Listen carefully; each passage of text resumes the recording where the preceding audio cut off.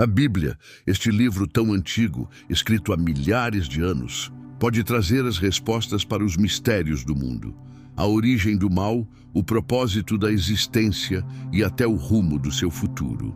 Você já conhece a Bíblia em detalhes? Já começou a leitura e parou em Gênesis? Já ouviu falar de Davi, Moisés, Apocalipse, mas nunca conseguiu entender como tudo se encaixa? Fique comigo até o fim deste vídeo. Vou te explicar a Bíblia de uma forma que você nunca viu. A Bíblia não é apenas um conjunto de relatos isolados. Ela é uma única história, com início, meio e fim. Uma narrativa real, repleta de batalhas, traições, milagres, promessas, julgamento, restauração e, no centro de tudo, um plano. O plano da salvação. Neste vídeo, você vai finalmente compreender toda a Bíblia, de Gênesis ao Apocalipse, explicada de maneira clara, profunda e em ordem cronológica. Você vai entender por que Deus criou o universo, como tudo se corrompeu, o verdadeiro significado da cruz e o que ainda está reservado para acontecer. Depois de hoje, você jamais verá a Bíblia, nem a sua vida, da mesma forma. No início, só existia Deus. Não havia tempo, não havia dor, não havia trevas, apenas um Deus eterno, perfeito e cheio de amor. Então Deus declarou: haja luz, e a luz surgiu. Com a sua palavra, ele trouxe à existência tudo o que conhecemos: os céus, a terra, os mares, os astros, os animais e, por fim, a obra-prima da criação, o ser humano. Adão e Eva foram moldados à imagem de Deus, com liberdade, propósito e comunhão íntima com o Criador. Eles caminhavam ao lado de Deus. Não havia vergonha, medo ou morte. Mas o amor só é verdadeiro quando existe escolha. Por isso, Deus estabeleceu um limite, uma árvore, um teste de confiança. A serpente, símbolo do adversário, enganou. Disse que o homem poderia ser como Deus, sem depender dele, e Adão e Eva desobedeceram. O pecado entrou no mundo, a relação foi rompida, a terra amaldiçoada e a humanidade expulsa do jardim. Ainda assim, Deus não desistiu. Mesmo diante da queda, proclamou uma promessa: da descendência da mulher nasceria aquele que esmagaria a cabeça da serpente. Adão e Eva tiveram filhos, e os descendentes se multiplicaram pela terra. Mas o pecado também cresceu, a violência se espalhou, e o coração humano se distanciava cada vez mais de Deus. Até que chegou o momento em que a corrupção era tamanha que Deus decidiu intervir. Destruirei tudo o que tem fôlego de vida. Mas havia um homem, Noé, justo, íntegro e que andava com Deus. Ele foi chamado para construir uma arca, um grande navio de salvação. Durante mais de 100 anos, Noé anunciou, pregou, construiu e advertiu. No entanto, ninguém acreditou, a não ser sua família. Então veio o dilúvio. As águas cobriram a terra, mas a arca permaneceu, preservando dentro dela a promessa de um novo começo. Noé, sua esposa, seus filhos e suas noras, 8 pessoas, reiniciaram a história da humanidade. Quando as águas recuaram, Noé adorou ao Senhor e Deus estabeleceu uma nova aliança. Nunca mais destruirei a terra com um dilúvio. E colocou o arco-íris nos céus como sinal. A mensagem era clara. Deus julga o pecado, mas sempre oferece uma saída. A arca era mais do que madeira e pregos, era um símbolo profético. Assim como havia um único meio de escapar do juízo, também hoje existe apenas um caminho: Jesus Cristo. Os descendentes de Noé repovoaram a terra. Sem, Cam e Jafé deram origem a povos e nações. Mas com o tempo, a humanidade voltou a se rebelar. Em vez de buscar a Deus, os homens tentaram alcançar os céus por conta própria. Construíram uma torre, a Torre de Babel, símbolo de arrogância e autossuficiência. Então Deus confundiu as línguas e espalhou os povos. Mesmo assim, no meio da confusão, o plano divino seguia intacto. Deus escolheria um homem, e desse homem surgiria uma nação separada, e dessa nação viria o Salvador do mundo. O nome desse homem era Abraão, alguém comum de uma família idólatra. Mas Deus o chamou e disse: sai da tua terra, do meio da tua parentela, e vai para a terra que eu te mostrarei. Farei de ti uma grande nação. Em ti serão abençoadas todas as famílias da terra. Abraão obedeceu, e essa obediência transformou a história. Deus fez uma aliança com Abraão, garantiu que ele teria um filho, mesmo sendo ele e sua esposa já avançados em idade. Mas antes que essa promessa se concretizasse, Abraão gerou um filho com uma serva egípcia chamada Agar. O menino recebeu o nome de Ismael. Esse descendente também se tornaria pai de uma grande nação, e sua história se conecta com o destino de povos inteiros até os dias atuais. Alguns anos depois, nasceu o filho da promessa, Isaque. Isaque foi pai de 2 meninos, Esaú e Jacó. Deus escolheu Jacó e mudou seu nome para Israel. De Jacó vieram 12 filhos, e deles surgiram as 12 tribos de Israel. Mas o plano divino ia muito além. O penúltimo filho de Jacó, José, foi vendido como escravo por seus próprios irmãos. O que parecia um desastre fazia parte do propósito. José foi levado para o Egito, onde Deus o exaltou. E quando a fome chegou, foi ele quem salvou sua família. A promessa permanecia viva, mesmo no Egito, mesmo no meio da escravidão que viria depois. Deus estava conduzindo tudo para cumprir sua aliança. O tempo passou e a família de Jacó se multiplicou no Egito, transformando-se em um povo numeroso. Mas aquele povo que havia sido acolhido se tornou uma ameaça aos olhos dos egípcios. Então Israel foi colocado em escravidão. Durante mais de 400 anos, os descendentes da promessa viveram oprimidos e clamavam: Senhor, até quando? Deus ouviu e levantou um libertador, Moisés. Ele havia crescido no palácio do faraó, mas foi chamado por Deus no deserto para uma missão impossível: ir até o faraó e declarar: deixa o meu povo sair. Faraó resistiu, e então Deus enviou pragas, uma após a outra, até que o Egito foi quebrantado. Na última noite, Deus deu ordens específicas. Cada família deveria sacrificar um cordeiro e marcar os batentes das portas com o sangue. Quando eu vir o sangue, passarei por cima. Nascia ali a Páscoa. Naquela madrugada, o povo de Deus foi liberto. Mas o inimigo não desistiu. O faraó perseguiu os hebreus até o mar. Então Deus realizou o impossível. O Mar Vermelho se abriu e o povo atravessou em terra seca. O exército egípcio foi derrotado. Deus havia vencido. No deserto, o Senhor guiava seu povo com uma coluna de nuvem durante o dia e fogo à noite. No Monte Sinai, ele estabeleceu uma aliança e entregou as tábuas da lei, os 10 mandamentos. Essas leis mostravam o que era justo, santo e bom, mas também revelavam algo mais profundo. O coração humano estava corrompido pelo pecado. O povo murmurava, desobedecia e se revoltava. Mesmo diante de milagres, seus corações permaneciam endurecidos. Então Deus instituiu o tabernáculo, um lugar de adoração e sacrifícios diários. Ali o pecado era coberto, mas não eliminado. Era apenas uma figura, um sinal.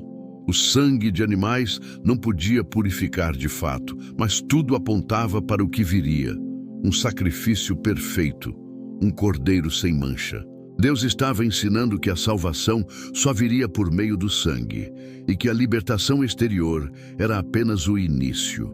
Ele queria transformar os corações.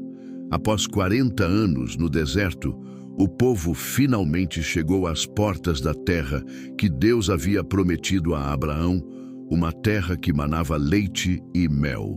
Moisés não entrou, morreu contemplando a promessa. Então o Senhor levantou Josué para conduzir o povo à conquista. Eles atravessaram o rio Jordão e as muralhas de Jericó caíram com um brado de fé. As tribos se espalharam pela terra. Mas logo surgiu um problema. O povo esqueceu o Senhor. Sem um líder firme, cada um fazia o que julgava certo aos próprios olhos. Assim começou um ciclo: pecado, opressão, arrependimento, libertação e depois pecado de novo. Esse foi o tempo dos juízes, homens e mulheres escolhidos por Deus para trazer livramento, como Débora, Gideão e Sansão. Mas a instabilidade era constante e o povo pediu um rei. Queremos ser como as outras nações. Deus permitiu.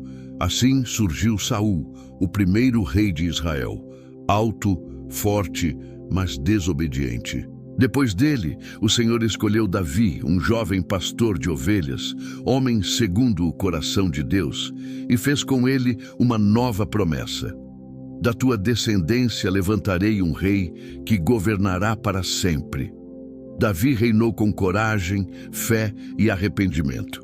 Apesar de seus pecados, nunca abandonou o Senhor. Seu filho Salomão herdou o trono e construiu um templo grandioso. A sabedoria de Deus nele atraía reis e rainhas de toda parte.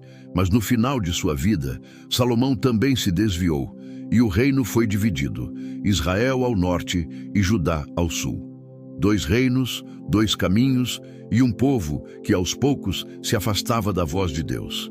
Então, o Senhor levantou homens cheios de fogo em seus ossos, vozes solitárias em meio a uma geração rebelde: os profetas. Isaías contemplou uma visão do trono de Deus, elevado e majestoso, e ouviu os anjos proclamando: Santo, Santo, Santo é o Senhor dos exércitos. Mesmo assim, o povo não se humilhava. Jeremias chorou ao anunciar a destruição que viria. Foi preso, desprezado, mas nunca deixou de clamar: voltem para o Senhor enquanto ainda há tempo. Ezequiel contemplou uma carruagem flamejante, símbolo do Espírito de Deus, se afastando do templo. Recebeu revelações de juízo, mas também de restauração. Ele viu um vale repleto de ossos secos e ouviu Deus ordenar: Filho do homem, profetiza, e estes ossos reviverão. Daniel, ainda adolescente, foi levado como prisioneiro para a Babilônia, mas ali, em meio ao império, decidiu não se contaminar. Foi lançado na cova dos leões e saiu ileso. Ele presenciou reinos ruindo e um reino eterno surgindo, o reino do Filho do Homem. Cada profeta clamava, advertia, lamentava, mas o povo endurecia o coração, até que o juízo chegou. O reino do norte, Israel, foi invadido pela Assíria e deixou de existir. O reino do sul, Judá, foi levado em cativeiro pela Babilônia.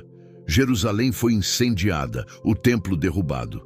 Os sobreviventes lamentavam à beira dos rios da Babilônia, perguntando: como poderemos cantar ao Senhor em terra estranha? Pela aparência, tudo havia acabado. Mas para Deus não. Mesmo no exílio, ele continuava falando: eu os trarei de volta, farei uma nova aliança, darei um coração novo e derramarei o meu espírito. E assim, após 70 anos, um remanescente retornou. Reconstruíram os muros, reedificaram o templo, mas algo estava diferente. A glória não havia regressado. Era como se tudo estivesse sendo preparado. O templo estava erguido, o altar restaurado, mas o céu permanecia em silêncio.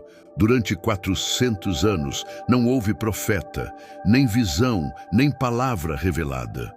Contudo, quando o céu silencia, é porque algo extraordinário está prestes a acontecer. 4 séculos se passaram até que Deus falou novamente, mas desta vez não por meio de profetas, e sim através de uma criança. Em uma pequena aldeia chamada Belém, nasceu Jesus. Não em palácios, mas numa manjedoura, não cercado de reis, mas de animais e pastores. Um nascimento humilde, mas carregado de eternidade. A palavra se fez carne, Deus se fez homem. O Criador entrou na criação, os anjos anunciaram.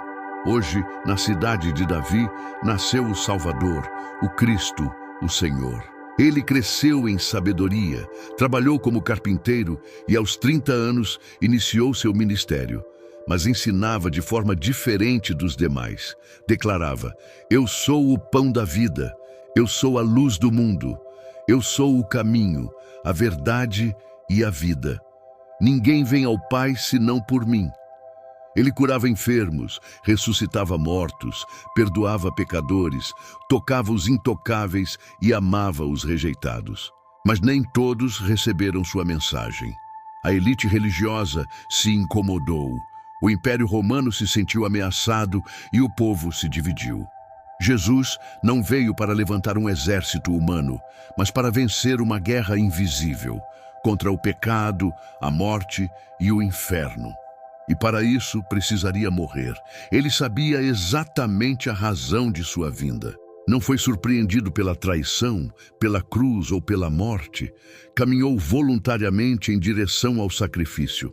Desde o início de sua missão, dizia que o Filho do Homem seria rejeitado, entregue, morto, mas ressuscitaria ao terceiro dia. Esse era o propósito de seu nascimento. Na última ceia, tomou o pão, partiu-o e disse: "Isto é o meu corpo, entregue por vocês." Pegou o cálice e declarou: "Este é o meu sangue, o sangue da nova aliança, derramado para perdão dos pecados." Naquela noite, foi traído com um beijo, preso, acusado por falsas testemunhas e julgado às pressas por um tribunal religioso corrupto. Foi agredido, cuspido, ridicularizado. Colocaram uma coroa de espinhos sobre sua cabeça, um manto vermelho em seus ombros e zombaram: "Salve, Rei dos Judeus!" Foi entregue a Pilatos que, mesmo não encontrando culpa alguma, lavou as mãos e deixou que a multidão decidisse. E o povo gritou: "Crucifica-o!" Jesus carregou a cruz pelas ruas de Jerusalém, caiu, foi empurrado, sangrava, mas não abriu a boca contra ninguém. Quando chegou ao monte chamado Gólgota, pregaram-lhe as mãos e os pés na cruz e o ergueram entre o céu e a terra. Ali, suspenso, Jesus não apenas sofria fisicamente. Ele carregava sobre si o pecado de toda a humanidade.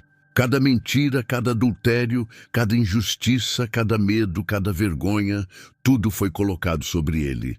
E então clamou: "Pai, perdoa-lhes, porque não sabem o que fazem. Meu Deus, por que me abandonaste?" E por fim, estava consumado. Naquele momento, o véu do templo se rasgou de alto a baixo, a terra tremeu, túmulos se abriram e os que prestavam atenção entenderam. Algo cósmico havia acontecido. Jesus morreu. O corpo foi depositado em um sepulcro emprestado. A pedra foi lacrada. Guardas foram posicionados na entrada. O inferno parecia ter triunfado, mas apenas por 3 dias. Na manhã do terceiro dia, o céu se moveu. Um terremoto abalou a terra. A pedra foi removida. O túmulo estava vazio. Mensageiros celestiais anunciaram: "Por que procuram entre os mortos aquele que está vivo? Ele ressuscitou." Jesus apareceu a Maria Madalena no jardim. Depois, aos discípulos. A Tomé, que duvidava, mostrou as marcas em suas mãos. A 2 viajantes no caminho de Emaús, explicou as Escrituras, e seus corações se inflamaram. A ressurreição mudou tudo. Não foi apenas o corpo de Jesus que deixou a sepultura, foi a esperança de toda a humanidade. A morte foi derrotada, o inferno foi vencido, o pecado foi quitado. E então ele declarou: "Toda a autoridade me foi dada nos céus e na terra. Vão, anunciem, façam discípulos, batizem em meu nome e nunca se esqueçam, eu estarei com vocês todos os dias até o fim." A cruz não foi derrota. A cruz foi o centro do plano eterno. E o túmulo vazio é a maior evidência de que a salvação é verdadeira. Jesus havia vencido a morte, mas sua missão ainda não havia terminado. Durante 40 dias após a ressurreição, ele apareceu aos discípulos ensinando sobre o reino de Deus e antes de subir ao céu, fez uma promessa: "Permaneçam em Jerusalém até que sejam revestidos de poder do alto." Então, diante dos olhos deles, foi elevado às alturas. Poucos dias depois, no Pentecostes, a promessa se cumpriu. O Espírito Santo foi derramado com poder. Línguas de fogo, vento impetuoso e corações inflamados. Homens simples se tornaram testemunhas corajosas. Pedro, que antes havia negado Jesus, agora pregava com firmeza. 3.000 pessoas creram em um único dia. A igreja havia nascido, e não era feita de pedras, mas de pessoas transformadas, cheias do Espírito, vivendo em comunhão, partilhando o pão, ajudando os necessitados e proclamando o Evangelho com ousadia. Mas com o avanço veio a perseguição. Estevão foi apedrejado, Tiago executado à espada. Mas quanto mais tentavam silenciar os cristãos, mais a mensagem de Cristo se espalhava. E então surge um personagem improvável, Saulo de Tarso, um perseguidor implacável da igreja. No caminho para Damasco, é derrubado por uma luz. Ouve a voz de Jesus e o perseguidor se torna apóstolo. Paulo, o maior missionário da história, levou o evangelho à Ásia, à Grécia, a Roma, fundou igrejas, escreveu cartas, enfrentou prisões, naufrágios e açoites, tudo por amor a Cristo. O mundo jamais seria o mesmo. A mensagem da cruz começou a alcançar povos, idiomas e nações. E essa mensagem chegou até nós. Porque 2000 anos depois, a mesma chama ainda arde, o mesmo Espírito ainda habita, a mesma salvação ainda está disponível. O último livro da Bíblia não fala apenas do fim, mas do propósito. Apocalipse é uma revelação. O véu do céu se abre e João, o apóstolo exilado, é arrebatado em espírito para contemplar realidades que olhos humanos jamais poderiam imaginar.